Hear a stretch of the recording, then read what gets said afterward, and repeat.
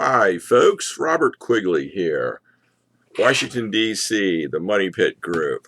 Today we're going to talk about animal rights and the massive housing shortage and overhoused expensive houses that we have in America. I'm going to start off the day by introducing you to my family of pets. The first one we're going to meet is Princess. This is our house cat. Princess came to me when she was about 5 weeks old.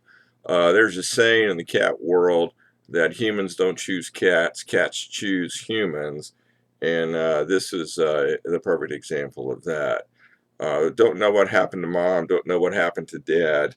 Starving little cat showed up underneath my back deck at, like I say, 5, 6 weeks old, thin as a toothpick and totally lost. Interestingly enough, she sat at the door for about 2 hours before she walked in. She walked in a few years ago and never left.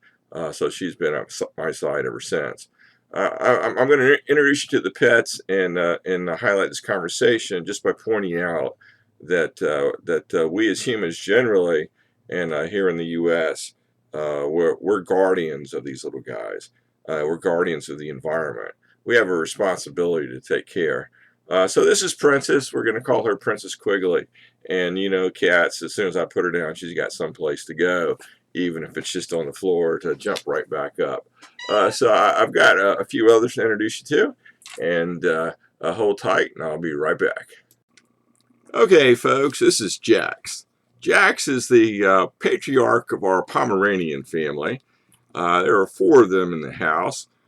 He comes from Elgin, Illinois, and as we all know, Pomeranians originated from a region of Poland called Pomerania. Now, if you ever wanted a better, you can never find a better guard dog.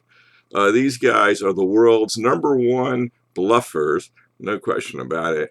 But they will let you know if someone is around the house. Playful, lovable, very loyal dogs. And folks, this is Olivia. This is the #1 granddaughter in the pup world. She is the daughter of Jack, so the young man you just met. Now we're talking about a pup with a tremendous amount of energy and an unlimited amount of love. She's a little bit camera shy at the moment, but believe me, we go for that daily walk. She talks to every fire hydrant, every car, every blow of the wind, not to mention every person that walks by. She's actually got a lot to say.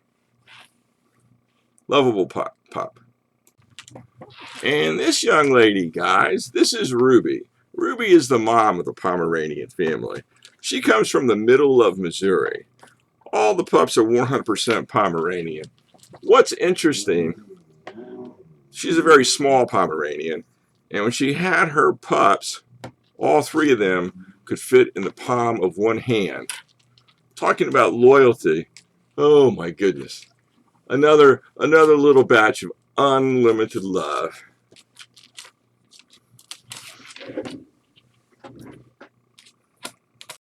Alrighty, guys. Now this little dude is Vincent. Vincent has never met a bowl of food that he does not like. He's Olivia's brother. One huge small bundle of muscle.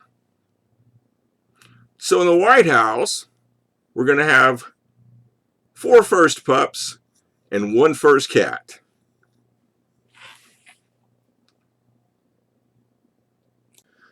Okay, folks, let's get to the serious part of the video. All loving pets aside. Clearly, during the Quigley administration, we are going to do everything we can to reestablish wildlife reserve set-asides in the United States. We have populated this country from ocean to ocean, from Canada to Mexico. We have put barbed wire everywhere that there's a bit of open land, and we have just totally forgot about the need for wildlife reserves.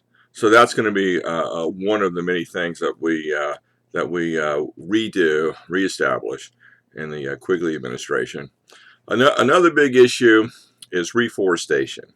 I might have mentioned in previous videos, in fact I'm sure I did, about the massive amounts of farmland that has sat fallow for 150 years, 100 years at least.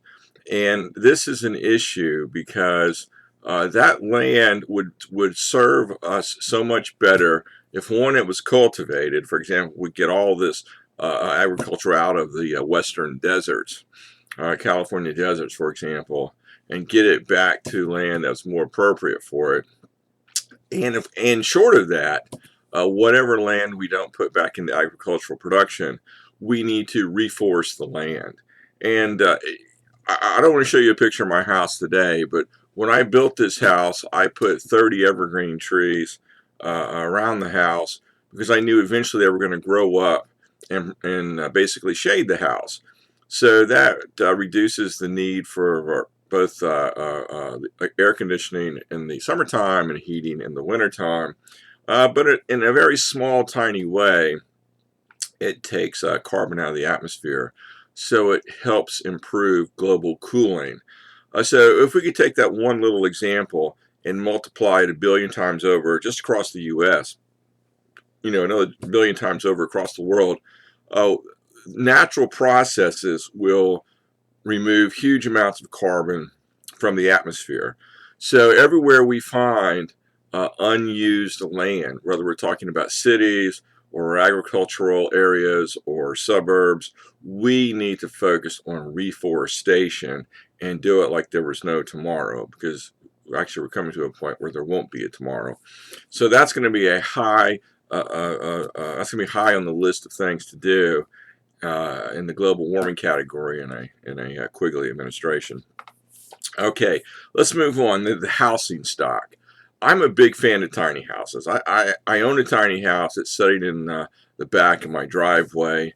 And the tiny house world is based on the premise that there are very large numbers of people who are either single or they're in a couple relationship, but they do not want to bear the cost of a normal house.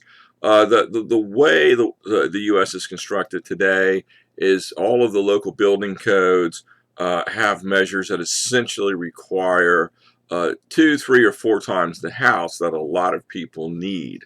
And we wind up with a lot of open driveway space. We have a lot of open yard space. And there are huge numbers of building restrictions. Well, just so everybody knows, if you build a house on wheels, local building codes generally do not apply. It's the transportation code that deals with the construction of vehicles that would apply. So one of the very first things that the Quigley administration will do is we will form a new tiny house code which will supersede anything in the country. And basically, if there's an open driveway, if there's open space anywhere, I don't care if we're talking about New York City or pick your favorite unheard of town in the middle of the desert or everything in between. If a tiny house will fit there, and the owner of that property wants to put a tiny house there for someone else, that's fine. It will be legal because we want to reduce the housing costs for as many people as possible. Believe me, this totally changes the consumption picture. It changes the need for cradle to grave work. It makes the enjoyment and pleasure of life that much more abundant. And I am so for tiny houses that I could probably make videos for the next year. Everything's good about them. But the local building codes are a problem. Homeowner association rules and codes are a problem. So the new federal law that I'm talking about will supersede all of that, it basically nullify any private homeowner association rules or any local building or state building code, county building code, city, village building code, whatever. All of that will have to follow the National Building Code in relation to tiny houses. There will be no restrictions. There be exempted from no neighborhood.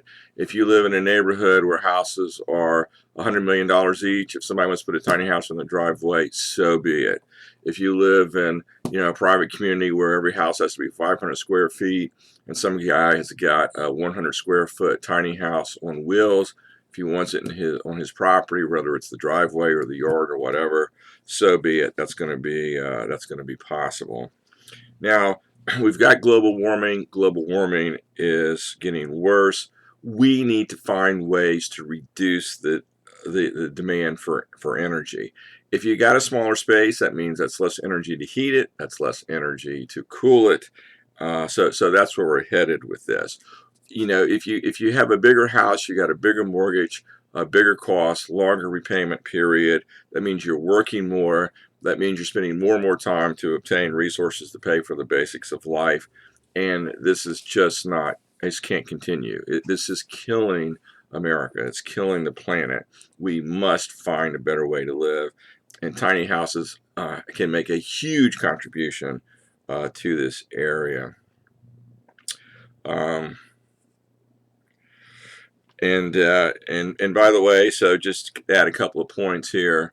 We're going to ensure that wherever the tiny house is put on anybody's private property, they will have a legal right to hook up to the local utilities without interference whatsoever. And they're going to have a right to park that tiny house on that private property in perpetuity. Whoever owns that property, whether it's the tiny house owner or somebody else, if they want that tiny house there, then they will have a right to do that in perpetuity. And we're talking about any piece of unused land anywhere. So we got two things going on. We've got really bad land management. On the one hand, we need to reforest the country. On the other hand, we need to use all available land resources to better house people. Now, if we do the things I'm talking about, this is automatically going to reduce the need for local governments to build large housing projects. If you think about it, my gosh, a one or two a person family, why do they need a 2, 3, 4, 5,000 square foot house? If they're quite happy living in 250 square feet because they're both working and one's out, the other one's in, or they do other activities where they're not sitting there all the time, or they do like sitting there all the time talking to each other. I mean, it makes no difference. I mean, it just absolutely makes no difference. The building codes as they exist were partly designed to maximize local property tax revenue and to protect property values. This kind of thinking must come to an end. We need to rationalize resources. We need to make better use of resources. We need to reduce economic consumption all throughout life. We need to reduce the expenses of life. Wow, a person can achieve so much more and help so many others in so many different ways if their minds are not constantly focused on putting a roof over their heads. So that's pretty much where we are with this video. It's global cooling, it's animal rights, and it's law reform. So to finish up where we started, we do have a guardianship role to play with our animals. Our animals do have rights. We're seeing stories today where dogs are being kidnapped, people are being robbed in broad daylight. So somebody could steal their dogs and sell them elsewhere. And the legal systems across the country are very weak on this point because they treat dogs as property, and that's it. If the dog costs you, let's say, $500 to buy, or $1,000 to buy, or $10 to buy, that's what the dog is worth. But if you're a dog owner and you're a cat owner, and you will understand that these mammals are worth way more than this sort of nonsensical purchase price of the animal. I mean, obviously they have much more meaning to the family.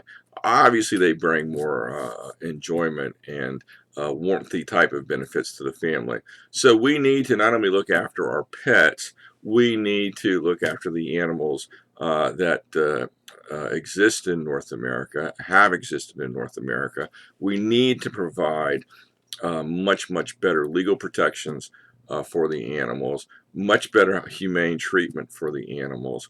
So there we go. Animal reserves, reforestation, tiny houses.